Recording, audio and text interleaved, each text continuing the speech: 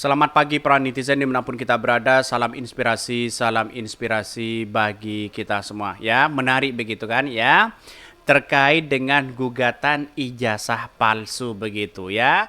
Tidak hanya di Indonesia yang kemudian Pak Jokowi digugat ijazah palsu begitu, tapi dari pemenang pilpres dari negara negeri ya begitu kan, ini juga digugat oleh kasus ijazah palsu ya. Bagaimana dengan hal ini begitu atas kasus ini begitu kan? Ternyata begitu ya. Orang yang kemudian dituduh sebagai apa namanya menggunakan ijazah palsu, dia menang begitu di negara Nigeria itu begitu. Bayangkan kalau kita bandingkan dengan negara-negara kita begitu kan, negara-negara manapun kalau ada ijazah palsu kan setidaknya kan di situ kan ditelusuri ya, mulai dari apa namanya dari KPU terus kemudian ke apa namanya ke universitas di situ begitu kan ya.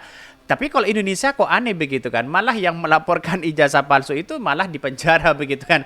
Kan begitu logikanya begitu ya. Tetapi inilah harus ada bukti di situ begitu kan. Tetapi ini bukti kuat begitu kan ya. Coba saya bacakan terlebih dahulu ya komentar-komentar netizen, banyak sekali pro dan kontra begitu ya ini.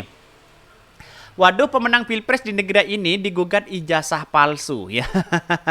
Kalau di Konoha yang menggugat di penjara, betul juga begitu kan ya. Udah di Indonesia kau mencalonkan aman kok begitu ya. Yang Konoha nunggu tumbang dulu baru diperiksa ya. Apakah seperti itu begitu ya. Kita lihat saja begitu kan bagaimana ya flashback ke belakang terkait dengan Pak Jokowi yang dianggap ya punya ijazah palsu di situ begitu kan. Tetapi dari teman-teman Pak Jokowi sudah mengklarifikasi di situ. Tapi Pak Bambang Tri ngotot sekali bahwa ijazah Pak Jokowi itu palsu begitu kan. Bahkan dari UGM sendiri, dari kampus sendiri sudah menyatakan bahwa ya ijazah itu asli katanya. Tetapi dari tanggal itu kok gimana begitu katanya ada apa namanya berbeda. Tetapi juga sama ya apa yang dilakukan ini. Tanggalnya juga berbeda begitu kan ya. Maka dalam hal ini ada beberapa catatan dari apa namanya dari orang-orang yang kemudian pemenang pilpres ini begitu kan ya. Yang katanya begitu, yang katanya sudah ya menang begitu. Ini bahkan ya dari ini dari ada 3-4 calon begitu kan di situ begitu ada 4 apa namanya calon presiden begitu, yang menang itu adalah ya Tinubu ya. Tinubu ini yang diduga menggunakan ijazah palsu begitu ya. Padahal ini lulusan Amerika katanya begitu. Kita telusuri saja begitu ya. Tinubu dinyatakan sebagai pemenang oleh INEC atau KPU-nya di negeri ya. Kalau di sini adalah KPU begitu ya. Namun Atiku tidak terima. Ia lalu maju ke pengadilan ya dengan dakwaan bahwa telah terjadi kecurangan pada Pilpres.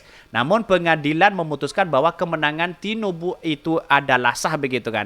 Itu dari KPU sendiri sudah disahkan bahwa ya Tinubu ini sudah memenangkan di situ begitu. Tapi begitu walaupun menang, katanya begitu menggunakan ijazah palsu begitu. Ini ditelusuri loh begitu kan ya. Yang menelusuri di situ tuh begitu kan ya, karena mungkin hukumnya lebih kuat ya dibandingkan dengan negara kita begitu kan ya. Maka kemudian apa yang terjadi? KPU-nya turun tangan di situ begitu. Melihat apakah ini benar lulusan dari institut di situ begitu kan ya, sekolah perguruan tinggi di situ begitu, atau setidaknya universitas lah begitu kan ya. Dan bahkan ini piagamnya ada di situ begitu ya. Ini dan tidak menyerah ya katanya begitu. Atiku menyerah. Atiku maju lagi ke pengadilan dengan dakwaan bahwa salinan ijazah Tinubu dari Chicago ya State University Amerika adalah palsu ya. Bayangkan di sini ditentukan tanda tangan dengan sebelumnya itu berbeda ya. Itu berbeda katanya begitu ya dari data itu. Bahkan yang Tinubu begitu katanya begitu ya. Pertanggal 22 Juni lulusnya tahun 1979, tiba-tiba tanggal 27 Juni dia punya ijazah juga begitu kan. Artinya ada kekeliruan tanggal, apakah sama atau tidak? Mari baca ini ya. Dakwaan ini didasarkan pada dua salinan ijazah Tinubu yang diserahkan begitu. Tinubu yang diserahkan ke INEC atau ke KPU begitu kan ya. Di mana yang satu begitu di situ, maaf, yang satunya di situ begitu tertanggal 22 Juni 1979, sedangkan yang satunya lagi tertanggal 27 Juni 1979 dengan font jenis huruf ya font Choiseul ya tanda baca dan stempel dan signature ya atau tanda tangan yang berbeda. Nah, inilah yang kemudian menjadi ciri bakal bahwa ada ijazah palsu di situ begitu. Katanya begitu. Lantas bagaimana dari universitas sendiri begitu kan ya? Karena ini adalah putusannya itu agak terlambat di situ begitu ya di pengadilan, maka tim Tinubu meminta pengadilan menolak kasus baru tersebut karena terlambat disampaikan ke pengadilan. Akan tetapi pengadilan menerima bukti baru yang disampaikan oleh tim Atiku begitu kan ya. Tiba-tiba ini mau disahkan pemenangnya itu adalah Tinubu, dan timnya memandang bahwa wah kita tolak aja begitu ya. Ijazah yang kemudian yang keluar 27 Juni ini begitu kan katanya begitu ya. Dan pada akhirnya apa yang terjadi begitu kan? Masih dalam proses pengadilan di situ begitu. Dan bahkan di satu sisi menurut saya pribadi ini sangat fair sekali begitu, hukum-hukum itu di negeri itu begitu kan ya lebih kuat ya, ketat sekali begitu di situ begitu. Dan pada akhirnya apa ya? Di pengadilan tim Tinubu mengatakan ya education record seorang itu bersifat privat dan dilindungi oleh hukum federal dan hukum negara bagian. Dah lebih lanjut ya akan membebani pihak ya Chicago State University atau CSU Amerika yang harus menyerahkan affidavitnya konfirmasi bahwa Tinubu lulus dari CSU pada tahun 1979 ya. Pengadilan mengatakan bahwa kepentingan untuk mendapatkan educational record atau rekam jejak akademisi lebih diutamakan dibandingkan dengan menjaga privacy right, hak-hak pribadi, karena Kapres Tinubu telah menyerahkan salinan ijazah tersebut. Maka ini didesak begitu kan oleh pengadilan ya negeri ya terhadap universitas yang kemudian ya yang katanya Tinubu lulus di situ begitu kan. Ini didesak begitu. Bayangkan begitu, tidak hanya sekedar klarifikasi begitu kan. Kalau kemarin ya ceritanya begitu kan, kalau saya lihat di UGM kan memberikan klarifikasi di situ begitu. Padahal ya dalam hal ini kalau di negara-negara kan berbeda dengan kita begitu kan.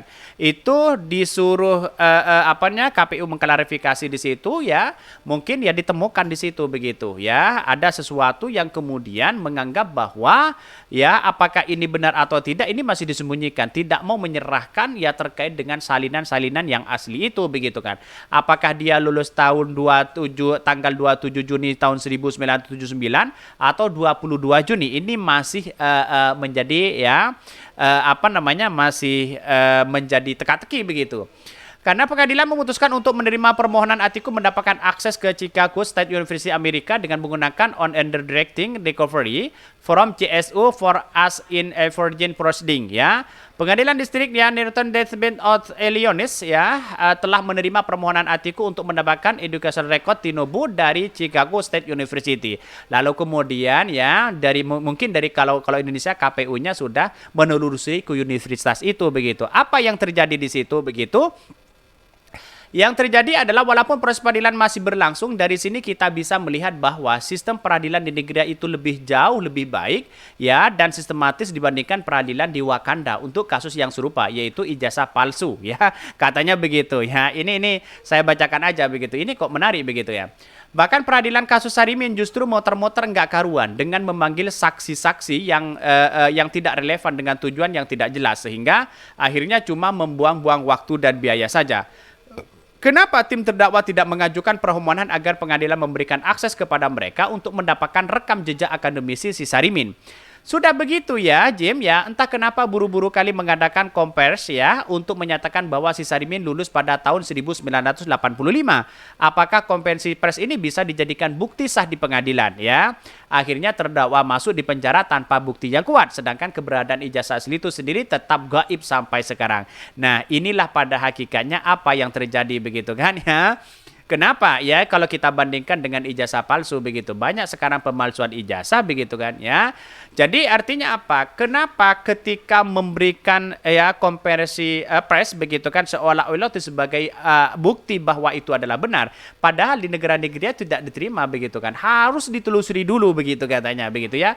KPU harus menelusuri ya terkait dengan di universitas itu begitu kan di negara-negara. Apakah ini ada temukan situ begitu? Karena kedua ijazah itu ya sama begitu kan, tapi yang berbeda itu adalah stempelnya, tanda tangannya begitu kan, terus kemudian tanggalnya yang keluar, tanggal ijazah itu berbeda di situ begitu. Atau jangan-jangan mungkin wisudanya tanggal 22 begitu kan, ijazahnya baru ditulis tanggal 27 begitu kan.